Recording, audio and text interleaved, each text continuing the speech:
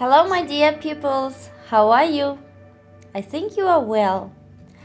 Let's get started our lesson. So, today we will write email to our friends.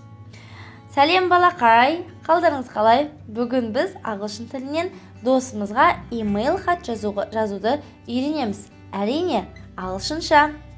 Кітабыңның 22 және 23 бетін аша қой. Please open your pupils book at page 22 and 23. Okay, task number 9.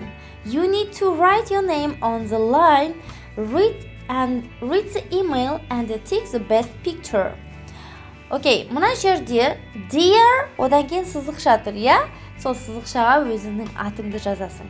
Бұл хат саған арналып жазылып жатыр. Жарай ма? Және қазіргі мына 9-шы тапсырмада астындағы екі суретке қарай қой.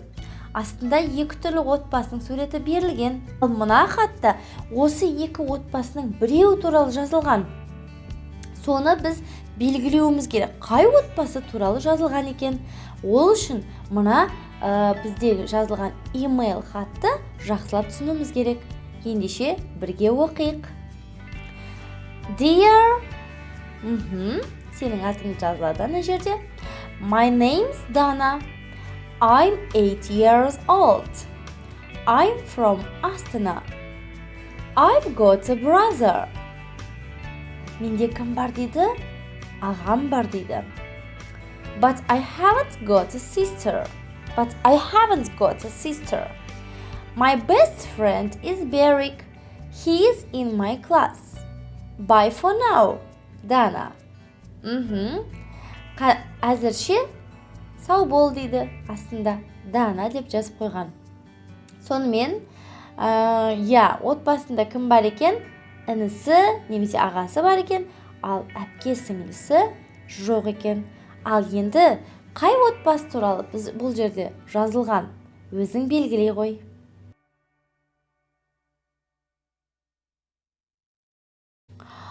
Ал енді келесі 10-шы тапсырма, керісінше, сен Данаға өзіңнің атынан хат жазуың керек.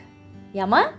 Ол үшін сен мына жердегі кітапқа өз отбасының суретін салуың керек, немесе суретті қиып жапсырып қойсаң болады. Сонымен қатар, мына жерде Dear Dana, қымбатты Дана.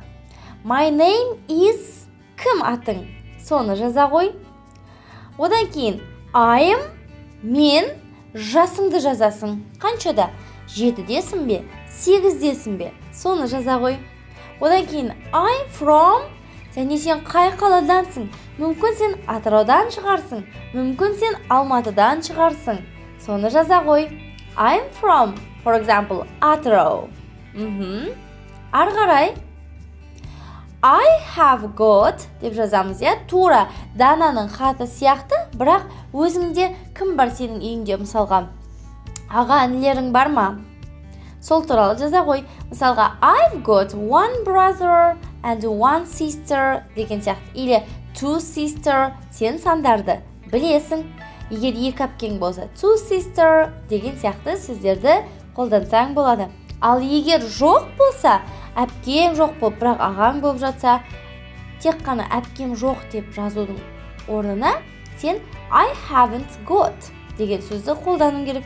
Тура Данадан көшіріп жазып үйреніп алсаң болады хат жазуды. Және my best friend is. Best friend дегеніміз ол ең жақын досым дейді. Ең жақсы досым ол кім сенде? Соның атын жаза қой. Және астына bye for now дейміз да, өзіміздің атымызды жазамыз.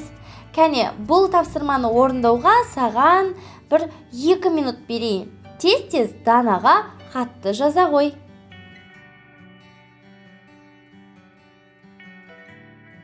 Ал енді балақай, астындағы суретті көріп тұрсың бе? 11-ші тапсырма. Бұл жерде балалар не ойнап жатыр? Кім екенін табу керек екенін ойнап жатыр, иә, сондай ойын. Енді бұл жерде This is my friend Нұрлан дейді. Яғни бүгінгі біздің сабағымыздың мақсаты өзіміздің досымызды таныстырып үйрену. Ол үшін мына сөзді жаттап алуың керек болады. This is my friend. Одан кейін атын айтасың досыңның. Кәне, менімен бірге қайталай қой. This is my friend. Мысалға, Берик деп айтсаң болады, я? This is my friend Берик. Міне, бүгіннен бастап сен өз досыңды басқа адамдарға таныстыра алатын боласың. Ал енді келесі 24-ші бетте сенде 12-ші тапсырма берілген. Бұл 12-ші тапсырмада бізде көптеген балалардың суреті берілген. Сәуле, Асел, Қайрат және Берик. Бұларды ағылшынша айтады. Ал сен болсаң, бірінші кім туралы айтты? Соны, санын, Сәуле ма? Сәуле туралы айтса, біріншісіне Сәуленің астындағы суретке 1 деп жазып қоямыз. Ал егерде екіншісі мысалға Берик туралы айтатын болса, онда Берикке 2 деген нөмірді жазуың керек болады. Ол үшін қазір мұқият тыңдай ғой. Қазір бізде тыңдалым болады.